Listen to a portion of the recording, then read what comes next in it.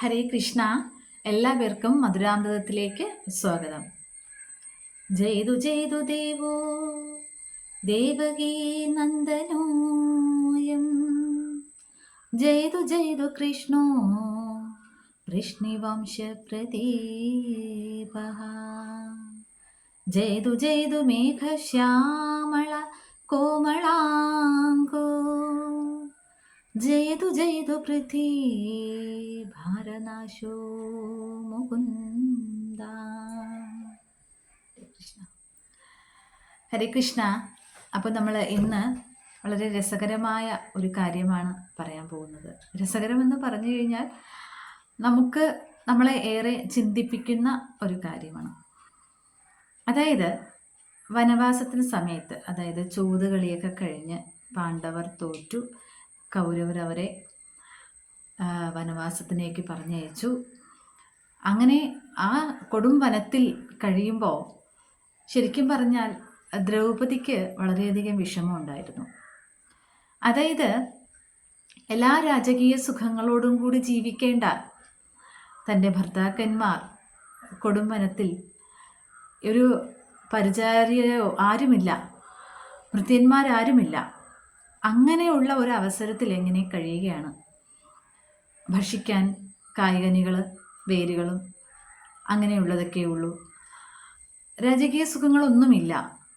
മഴയും കൊടുത്തണുപ്പ്, ചൂട്, അങ്ങനെയുള്ള കാലാവസ്ഥയെല്ലാം സഹിച്ച് വന്യമൃഗങ്ങളെ തുരത്തി ഓടിച്ച് ജീവൻ സംരക്ഷിച്ചുകൊണ്ട് അവരിങ്ങനെ ജീവിക്കുന്ന കണ്ടപ്പോൾ ശരിക്കും ദ്രൗപദിക്ക് വലിയ വിഷമമായി. എങ്ങനെ ജീവിക്കേണ്ടവരാണ് ഇപ്പോൾ വന്ന് ഇങ്ങനെയൊക്കെ ജീവിക്കുന്നത് എന്ന് കാണുമ്പോൾ അവരുടെ ആ വിഷമം ശരിക്കും പറഞ്ഞാൽ ഒരു ദേഷ്യമായിട്ട് മാറുകയാണ്. ദേഷ്യം മറ്റാരോടും അല്ല, ശരിക്കും യുധിഷ്ഠിരനോടാണ് ദേഷ്യം തോന്നിയത്. കാരണം പാണ്ഡവരിൽ ജ്യേഷ്ഠനാണ് യുധിഷ്ഠിരൻ. അപ്പോൾ യുധിഷ്ഠിരൻ പറയുന്നത് പോലെ മറ്റുള്ളവർ അനുസരിക്കുകയുള്ളൂ. കൗരവരുടെ ഈ കൊടും ചതി, ഈ ക്രൂരത, ഈ അധർമ്മം, ഇതെല്ലാം കണ്ടിട്ടും മനസ്സിലാക്കിയിട്ടും യുധിഷ്ഠിരൻ പക്ഷേ ഒന്നും പറയുന്നില്ല. അതായത് ഒരു യുദ്ധമോ വാക്കുകൊണ്ടോ ഒന്നും ഒരു പോരുണ്ടാകുന്നില്ല എന്നുള്ളതാണ്. അപ്പോൾ ഇത് ദ്രൗപദിക്ക് വല്ലാത്ത ദേഷ്യമാണ് ഉണ്ടാക്കിയത്. എന്തിനാണ് ഇദ്ദേഹം ഇങ്ങനെ എല്ലാം സഹിച്ച് ഇങ്ങനെ കഴിയുന്നത്? എന്നാൽ പാണ്ഡവരിൽ മറ്റുള്ളവർക്ക്, യുധിഷ്ഠിരനൊഴികെ ബാക്കിയുള്ളവർക്ക് വല്ലാത്ത കോപമുണ്ട്. എന്നാൽ ജ്യേഷ്ഠൻ്റെ വാക്കുകൾ മാത്രം അനുസരിച്ച് ജീവിക്കുന്നത് കൊണ്ട് അവർക്കൊന്നും ചെയ്യാൻ കഴിയുന്നില്ല. പ്രത്യേകിച്ച് ഭീമസേനന് അതിയായ കോപമാണ്, എല്ലാം കടിച്ചമർത്തി ജീവിക്കുകയാണ്. അപ്പോൾ ഇതൊക്കെ മനസ്സിലാക്കിയ ദ്രൗപദി യുധിഷ്ഠിരനോട് ഇങ്ങനെ പറയുകയാണ്, അല്ലയോ നാഥ, അങ്ങ് ഇങ്ങനെ ഈ കൗരവരുടെ ഈ കൊടും ക്രൂരത കണ്ടിട്ടും ഈ അത്യാഗ്രഹം കണ്ടിട്ടും അങ്ങ് എന്താണ് ഇങ്ങനെ നിശബ്ദത പാലിച്ചിരിക്കുന്നത്? അവരോട് യുദ്ധം ചെയ്യുകയല്ലേ വേണ്ടത് എന്ന് പറയുകയാണ്. അപ്പോൾ യുധിഷ്ഠിരൻ അതിന് പ്രത്യേകിച്ച് മറുപടി ഒന്നും പറയാതിരിക്കുമ്പോൾ ദ്രൗപദി ഒരു കാര്യം പറയുകയാണ്. പണ്ട് തൻ്റെ പിതാമഹനായ പ്രഹ്ലാദനോട് മഹാബലി ഒരു സംശയം ചോദിക്കുകയുണ്ടായി. അല്ലയോ പിതാമഹ,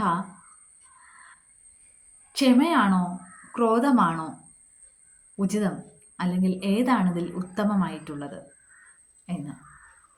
അപ്പോൾ പ്രഹ്ലാദൻ അതിനൊരു മറുപടി കൊടുക്കുന്നുണ്ട്. ഇത് ദ്രൗപദി ഈ കഥ യുധിഷ്ഠിരനോട് പറഞ്ഞു കൊടുക്കുന്നതാണ്. അപ്പോൾ പ്രഹ്ലാദൻ പറയുന്ന മറുപടി, രണ്ടും ഉചിതമല്ല. അതായത് ഒരാൾ ക്ഷമാശീലനായി മാത്രം ജീവിക്കുന്നതും നന്നല്ല, എന്നാൽ ക്രോധശീലനായി ജീവിക്കുന്നതും നന്നല്ല. അപ്പോൾ എപ്പോഴും ക്ഷമ മാത്രമുള്ള ഒരാളുടെ ജീവിതം വളരെ ദുസ്സഹമായിരിക്കും. അതായത് ആ ഒരാളെ ബന്ധുക്കളും മിത്രങ്ങളും എല്ലാം എപ്പോഴും നിന്ദിച്ചു കൊണ്ടേയിരിക്കും. കാരണം ആൾ വലിയ ക്ഷമാശീലനാണ്. അപ്പോൾ എന്തു വേണമെങ്കിലും പറയാം, ഒന്നും തിരിച്ച് മറുപടിയൊന്നും പറയില്ല, ക്ഷമിച്ച് എല്ലാം കേട്ടിരിക്കും. അപ്പോൾ ഇങ്ങനെ അവരൊക്കെ എപ്പോഴും കൊള്ളിവാക്കുകളൊക്കെ പറഞ്ഞ് നിന്ദിച്ച് അങ്ങനെയുള്ള ഒരു ജീവിതമായിരിക്കും ആ വ്യക്തിക്കുണ്ടാവുക. അതുമാത്രമല്ല, തൻ്റെ കുടുംബത്തിൽ പോലും ശരിക്കും പറഞ്ഞാൽ ഏതൊരു പൊസിഷനിലാണ് ഇരിക്കേണ്ട ആള്, ഗൃഹനാഥനായാലും ഗൃഹനാഥയായാലും ആ ഒരു പൊസിഷനിൽ വേണ്ട ബഹുമാനം അർഹിക്കുന്ന ആളാണ്. ആ ഒരു ബഹുമാനം കുടുംബത്തിൽ ആരും കൊടുക്കില്ല. മക്കളാണെങ്കിലും യാതൊരു വിലയും കൽപ്പിക്കില്ല, പങ്കാളിയാണെങ്കിലും അങ്ങനെ തന്നെയായിരിക്കും. ശരിക്കും പറഞ്ഞു കഴിഞ്ഞാൽ ഭാര്യയാണെങ്കിൽ തൻ്റെ പാതിവൃത്യം പോലും നഷ്ടപ്പെടുത്തി ജീവിക്കും എന്നാണ് പറയുന്നത്. ഭർത്താവിനെ യാതൊരു മൂല്യവും കൊടുക്കാതെ നിന്ദിച്ച് തരം താഴ്ത്തി അപമാനിച്ച് ജീവിക്കും.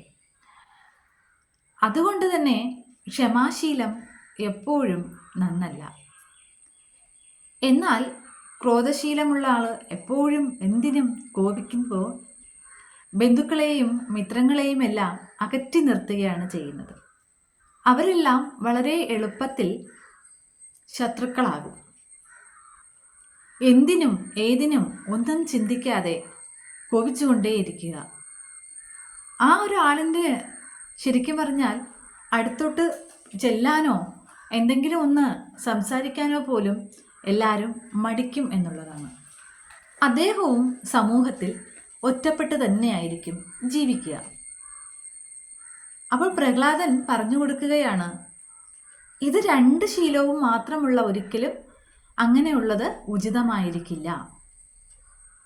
എന്നാൽ ക്ഷമയും ക്രോധവും അവസരത്തിനൊത്ത് വിവേചന ബുദ്ധിയോടുകൂടി തിരിച്ചറിയാൻ സാധിക്കുന്ന ഒരാളായിരിക്കും ഇഹലോകത്തിലും പരലോകത്തിലും വിജയിയായിരിക്കുക. അത് എപ്പോഴും ക്ഷമിക്കണമെന്നല്ല, എപ്പോഴും കോപിക്കണമെന്നല്ല.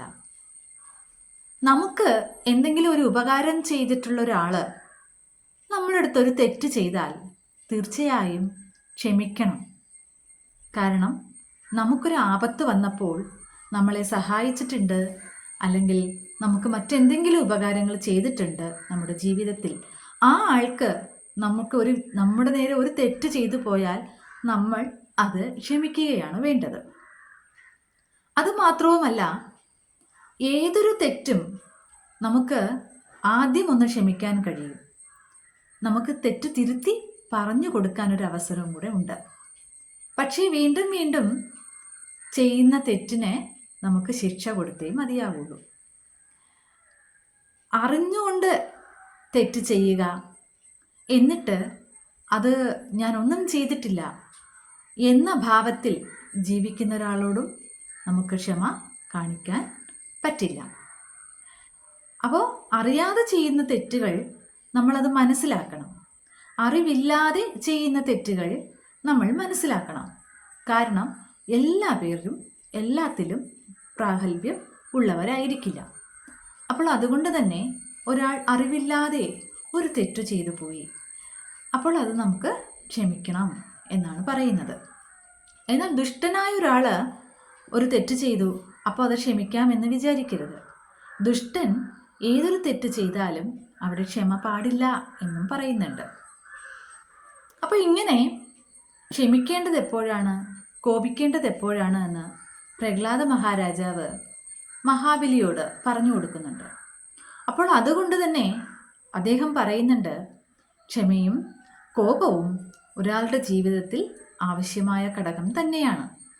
പക്ഷേ അത് എവിടെയൊക്കെയാണ് ഉപയോഗിക്കേണ്ടത്, ജീവിതത്തിൽ എവിടെയൊക്കെയാണ് അത് പ്രാവർത്തികമാക്കേണ്ടത് എന്ന് ആ വ്യക്തിക്ക് നല്ല രീതിയിൽ അറിവുണ്ടായിരിക്കണം എന്ന് പറയുന്നുണ്ട്. അപ്പോൾ എപ്പോഴും കോപിച്ചു കൊണ്ടിരുന്നാൽ പറ്റില്ല, സാഹചര്യത്തിനനുസരിച്ച് ക്ഷമിക്കുകയും വേണം. അപ്പോൾ ഈ കഥ ദ്രൗപദി യുധിഷ്ഠിര മഹാരാജാവിനോട് പറഞ്ഞിട്ട് ഇപ്രകാരം പറയുന്നുണ്ട്, അല്ലയോ രാജാവേ, കൗരവർ എന്തെന്ത് തെറ്റുകളാണ് നമ്മളോട് ചെയ്തത്. അവർ അത്യാഗ്രഹികളാണ്. എന്നിട്ടും അങ്ങ് എന്താണ് അവരോടിങ്ങനെ ക്ഷമിച്ചിരിക്കുന്നത്? അങ്ങേക്ക് ക്രോധാകുലനായിക്കൂടെ എന്ന് ചോദിക്കുന്നുണ്ട്. അപ്പോൾ യുധിഷ്ഠിര മഹാരാജാവ് തിരിച്ച് ദ്രൗപദിയെ ആശ്വസിപ്പിക്കുകയാണ് ചെയ്യുന്നത്. അല്ലയോ പ്രിയേ, ശരിക്കും നമ്മൾ ഒരിക്കലും കോപത്തിന് അധീനരായിരിക്കരുത്. കോപത്തിനെ നമുക്ക് അധീനതയിലാക്കി വെക്കണം. നമ്മളൊരിക്കലും അതിന് അധീനതരായിരിക്കരുത്. അപ്പം ഇങ്ങനെ പറഞ്ഞുകൊണ്ട് അദ്ദേഹം പറയുകയാണ്, ഈ കോപം എന്ന് പറയുന്നത് ശരിക്കും പറഞ്ഞു കഴിഞ്ഞാൽ എല്ലാത്തിനെയും നശിപ്പിക്കുന്ന ഒരു വസ്തുവാണ്. ഈ കോപത്തിൽ ഒരുപാട് ബന്ധങ്ങൾ നഷ്ടപ്പെട്ടു പോകും. അപ്പം ഇങ്ങനെ വരുമ്പോൾ, നമ്മളിങ്ങനെ കോപിച്ചുകൊണ്ടേയിരിക്കുമ്പോൾ ശരിക്കും നിന്ദിക്കേണ്ടവരെ വന്ദിക്കേണ്ടവരെയും ആരൊക്കെയാണെന്ന് തിരിച്ചറിയത്തില്ല. വന്ദിക്കേണ്ടവരെ നിന്ദിക്കുകയും ചെയ്യും, നിന്ദിക്കേണ്ടവരെ വന്ദിക്കുകയും ചെയ്യും. കാരണം മനുഷ്യ ആ ഒരു അവസ്ഥയിൽ വിവേചബുദ്ധി ഇല്ല. അപ്പോൾ വിവേചിച്ചറിയാൻ കഴിയാതെ വരുമ്പോൾ ഇങ്ങനെ ഒരു സ്വഭാവമായിരിക്കും കാണിക്കുക. ഗുരുവിനെ പോലും ചിലപ്പോൾ ഹത്യ ചെയ്തു എന്നിരിക്കും. കോപത്തിന് അടിമപ്പെട്ടു കഴിഞ്ഞാൽ സർവ്വതിനെയും നശിപ്പിക്കും. അവൻ്റെ ബുദ്ധി ഭ്രമം സംഭവിച്ച പോലെ പെരുമാറിയെന്നിരിക്കും. അതുകൊണ്ട് പ്രിയേ, കോപം ഒന്നിനും ഒരു പരിഹാരമല്ല എന്നുള്ളതാണ്. ക്ഷമയോടുകൂടി കാത്തിരുന്നാൽ പലതും നേടാനാകും.